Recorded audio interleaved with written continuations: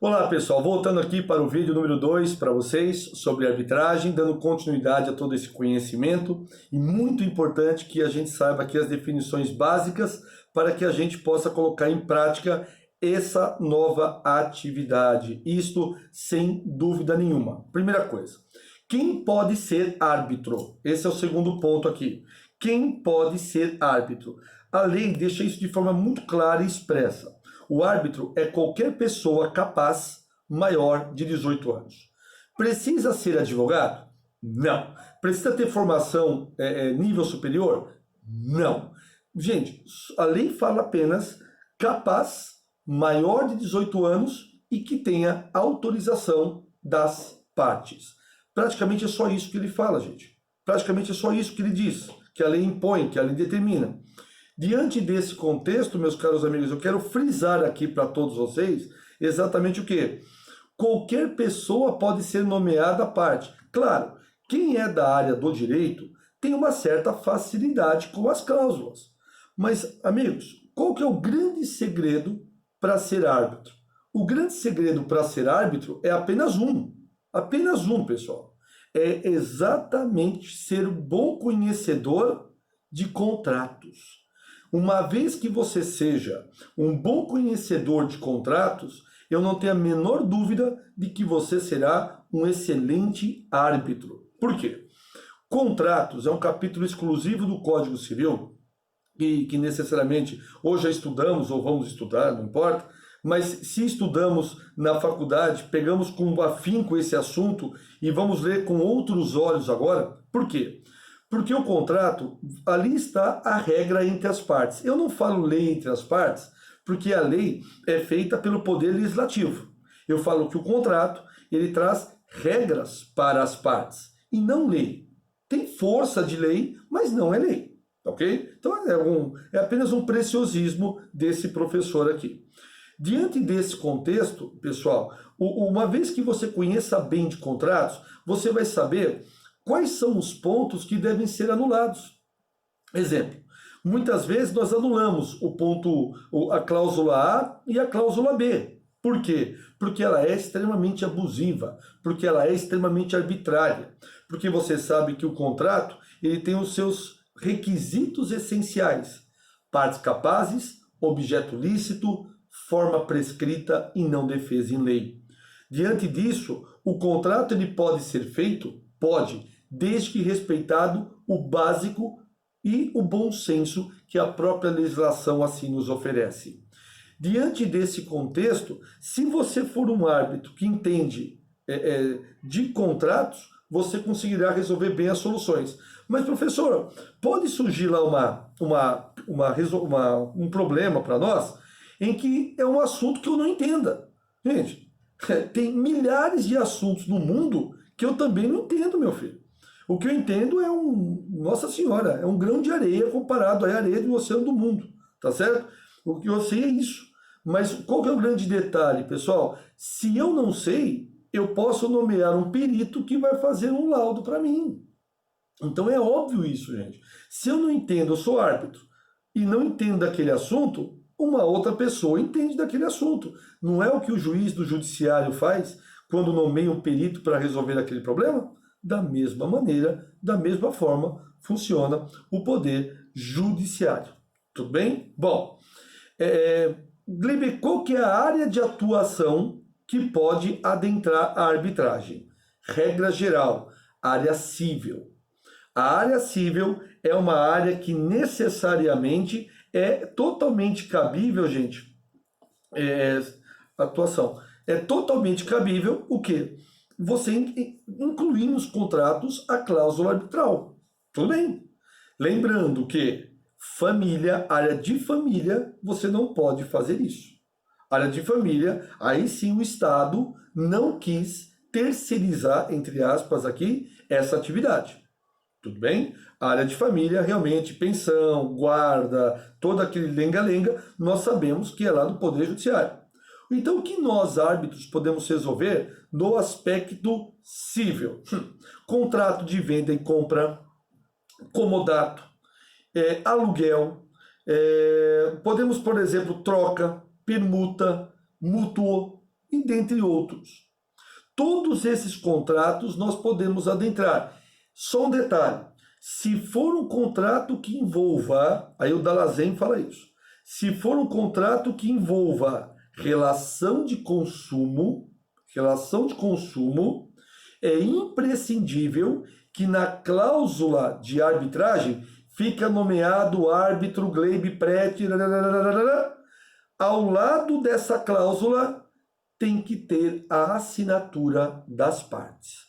Então, no contrato de consumo, no contrato que envolva relação de consumo, você com a escola, você no mercado, você nas Casas Bahia, gente, sabe aquela cláusula que existe? Em caso de conflito, procura o fórum tal, tira essa cláusula e coloca o árbitro. E assina, obviamente, ao lado. Gente, tem juiz que anula essa cláusula e julga aquela causa do consumidor, alegando que é hipossuficiente. Mas a tendência, isso já está aumentando de forma gradativa, que o judiciário, uma vez que verifica quem são as partes. Quem são as partes? As partes têm nível superior. As partes têm uma certa vivência. Olha, as partes não são tão inocentes assim. Essas pessoas, com certeza, meus amados amigos, poderão reconhecer o árbitro na relação de consumo. Mas ainda o Estado, ele procura o quê? Proteger aquela pessoa mais simples. Aquela pessoa que não tem condição, não teve condição de estudo. E também não teve condição de aprendizado na vida. Então é óbvio que essa pessoa muitas vezes assina aquele contrato, e vamos ser muito sinceros, gente, nem sabe o que está assinando. Então, óbvio que o judiciário tira essa cláusula e resolve esse problema. Agora, se é uma pessoa que tem uma certa bagagem, amados, não há a menor dúvida. É evidente que é totalmente plausível isso. Que vem dentro da área civil, uma área extremamente promissora para todos vocês, a área de mediação escolar. Gente, ainda mais esses momentos que nós estamos vivendo de pandemia. Escolas, né, oferecendo as aulas via remota, como essa que nós estamos.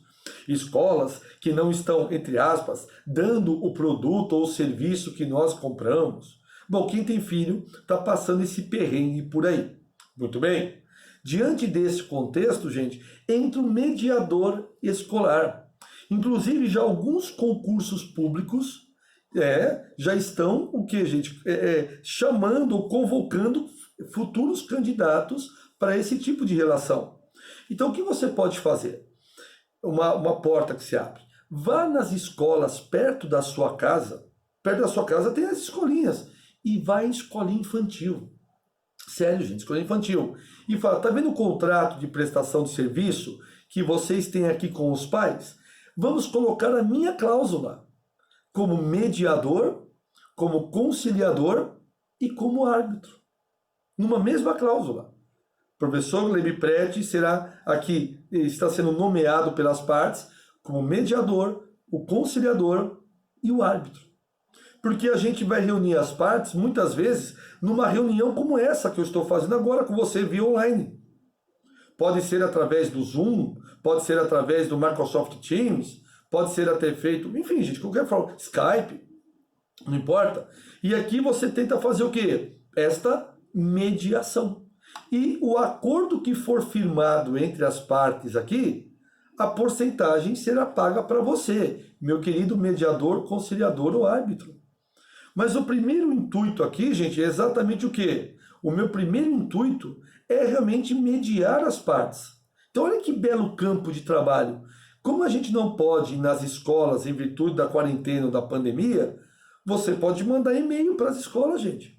Você pode entrar no site dessas escolinhas e mandar mensagem para eles. Tá? Você conhece a função do árbitro? Explica. Você conhece a função do mediador escolar? Vamos lá. Normalmente as escolas, isso eles começaram a fazer e deu errado. Normalmente o mediador escolar, ele foi escolhido, gente, como o quê? Como um funcionário da escola. Só que isso não está dando certo. Porque, gente, o funcionário da escola, concorda que ele vai puxar a sardinha para a escola, gente? É óbvio, gente. Não, eu não vou puxar sadia. Vai puxar sim. Você quer garantir teu emprego, meu filho. Não sejamos inocentes. Então, obviamente que esse mediador não tem a credibilidade como sendo um mediador de fora. Então, isso dá credibilidade. Esse é o primeiro campo. O segundo campo que você pode adentrar, que é muito bom na área civil, sem dúvida nenhuma, é a área de imobiliária. Gente, a área de imobiliária, imagina quantos contratos de aluguéis que não estão sendo pagos em virtude da crise econômica que estamos passando. Imagine quantos contratos de compra e venda de imóveis não estão sendo quitados, as suas parcelas, justamente por motivo de crise econômica. Veja, gente, o corretor ou o dono da imobiliária não pode ser o árbitro, porque o árbitro tem que ser uma pessoa imparcial. E, obviamente, já tem julgados nesse sentido que não podemos somar, no caso aqui, o dono do imóvel, perdão, o dono da imobiliária, como árbitro. São duas funções do mesmo contrato. Isso nós não podemos fazer. Se não, meu filho, eu sou o dono da imobiliária, eu sou o corretor porque o teu cresce, eu sou o vendedor daquele imóvel e eu sou o árbitro ainda. Então, se abrisse as porteiras, abriria para todos. Então, gente, ofereça isso para as câmaras arbitrais.